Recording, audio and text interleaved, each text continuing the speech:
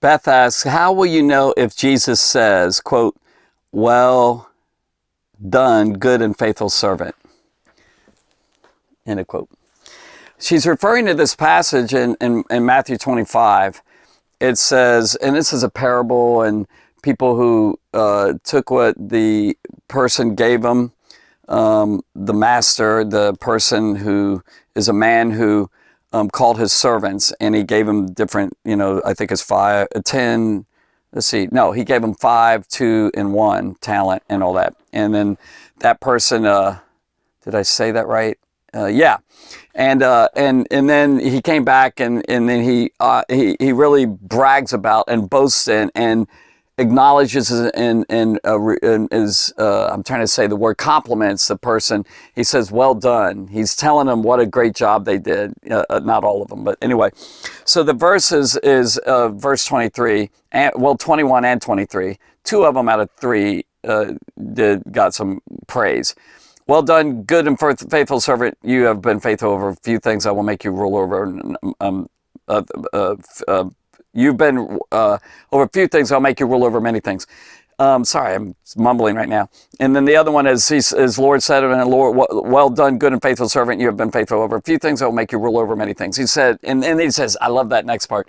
Enter into the joy of the Lord. All right. So the question I think was, let's see. How will you know if Jesus says that? Are you ready? I'm not trying to be smart here, but because Jesus will say it.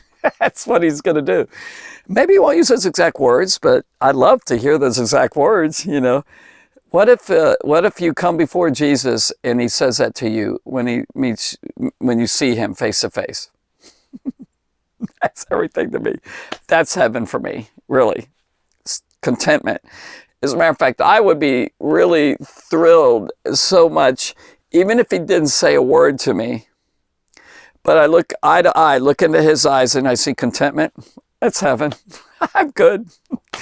You don't have to say a word. I'm going to I'll fall down as a little ball, and you can go on to everybody else, do what you have to do with all the others. But if I see contentment and satisfaction for my life, that's what I live for. That's the deepest part of my soul right there.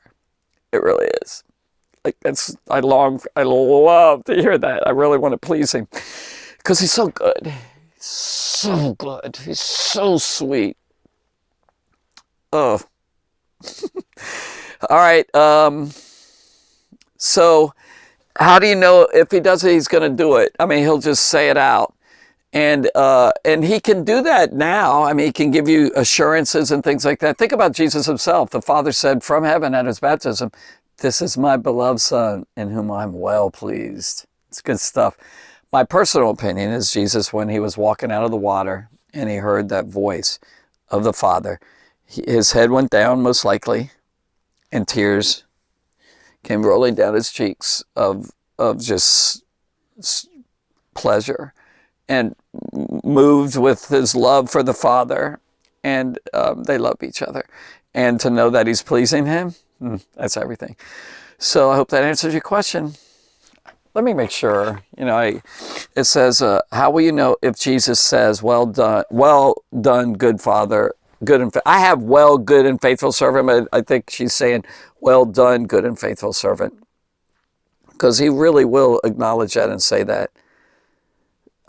When we stand before the judgment, a lot of times judgment, scare, fear, but there's rewards for his people. I mean, really good rewards. And what if you go up to him and he's not disappointed in anything? Well, because of his blood, he's forgiven all the junk that we've done, and the disappointment is already here.